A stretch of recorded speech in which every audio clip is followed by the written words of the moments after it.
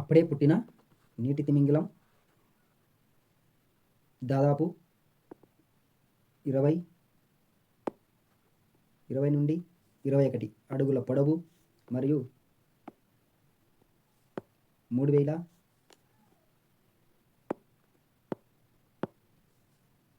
కిలోల బరువు ఉంటుంది.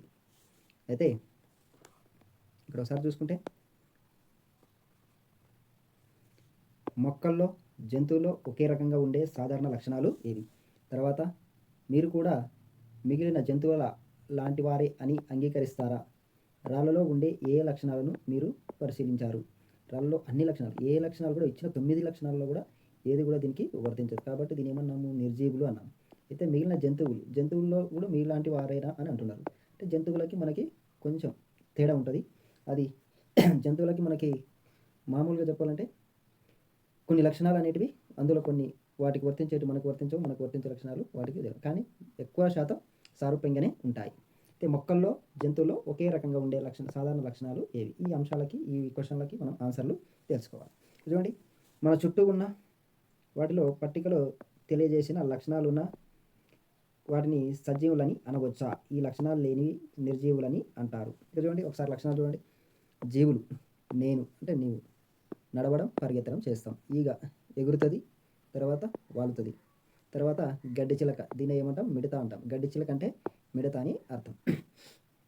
మిడతలు కూడా ఎగరగలవు, తర్వాత చెట్ల మీద వాలగలవు, తర్వాత ఆహారాన్ని తీసుకోగలవు. ఇవన్నీ కూడా చేస్తాయి. కాబట్టి కప్ప కూడా దూకగలదు, తర్వాత నీటిలో జీవించగలదు, తర్వాత భూమిపైన కూడా జీవించదు. అంటే చలించే విధానం ఏంది? మేజర్గా అంటే నడవడం పరిగెత్తడం మనం చేస్తాం. ఈగ ఎగరడం, తర్వాత మిడత కూడా ఎగరడం, కప్ప కూడా ఎగరడం, తర్వాత పాము అనేది ప్రాకడం, తర్వాత పావురం అనేది ఎగరడం,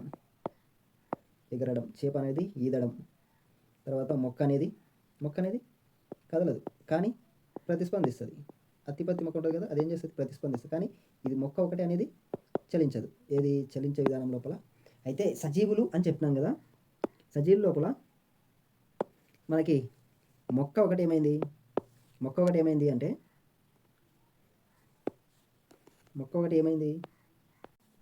సజీవుల లోపల మొక్క అనేది మాత్రం ఈ లక్షణాలు సామాన్యంగా ఉండే జంతువులలో మొక్కల్లో ఒకే లక్షణాలు ఉన్నాయంటే ఒకే రకమైన లక్షణాలు లేవు. ఏవి? ఈ జంతువులన్నిటికి కూడా వీటన్నిటికి కూడా ఒకే రకమైన లక్షణాలు ఉన్నాయి, కానీ మొక్కకు మాత్రం ఆ లక్షణం అనేది లేదు. అంటే సజీవుల లోపల అన్ని లక్షణాలు ఒకే విధంగా ఉండవు అనేది ఒక అంశం మనకి అర్థం. చూడండి, మొక్కలు కూడా మన మాదిరిగానే ప్రాణం ఉన్న జీవులని మనకు తెలుసు. మొక్కల మాదిరిగానే పెరుగుతాయి, మన మాదిరిగానే పెరుగుతాయి, కానీ కదలలేవు. ఇది ఒక్కటే అది ఆ లక్షణాలలో మనకున్న 9 లక్షణాలలో ఈ మొక్కలు అనేటివి ఇవి ఏది? కదలలేవు, కానీ ఇవి కూడా సజీవుల కిందకే మనము ఆ లక్షణాలను తీసుకుంటాం. సజీవులకు ఈ ధర్మాలన్నీ ఉండాలంటారా? అంటే ఈ 9 ధర్మాలు ఉండాలంటారా? 9 ధర్మాలు అంటే ఇంతకుముందు మనం చూసాం కదా ఆ ధర్మాలు. ఈ 9 ధర్మాలు పెరుగుదల ఇవన్నీ ఉన్నాయి కదా ఇక్కడ వరకు. ఈ ధర్మాలన్నీ కూడా ఉండాలంటారా ఖచ్చితంగా సజీవులకి ఈ ధర్మాలన్నీ ఖచ్చితంగా ఉండాలా ఉండకూడదా అనేది నెక్స్ట్ చూద్దాం ఏం చెప్తున్నారు. సజీవుల్లో చలనం,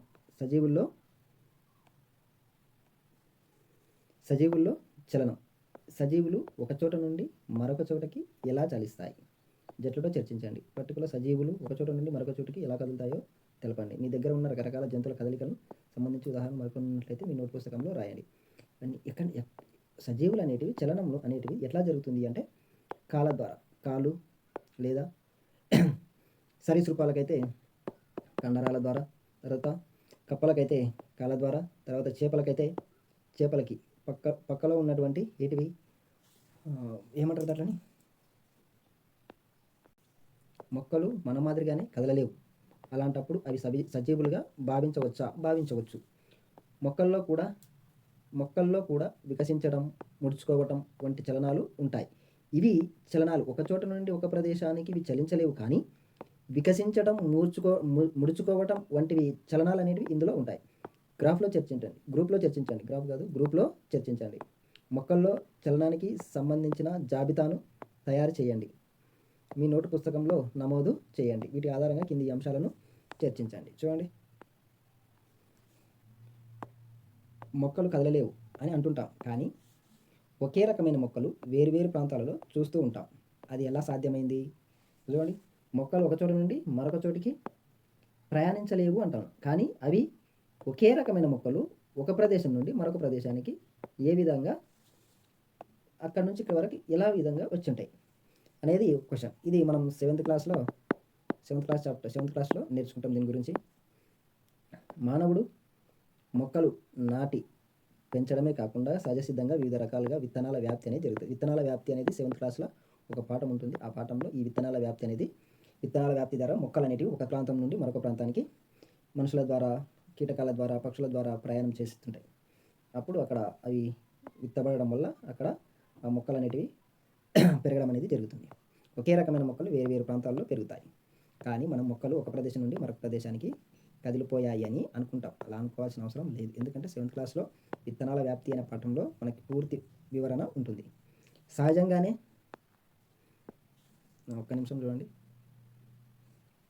మనం పుట్టినప్పటి నుండి జీవితాంతం వరకు జీవించి ఉండే కణాలు ఏ కణాలు అంటే మెదడు కణాలు.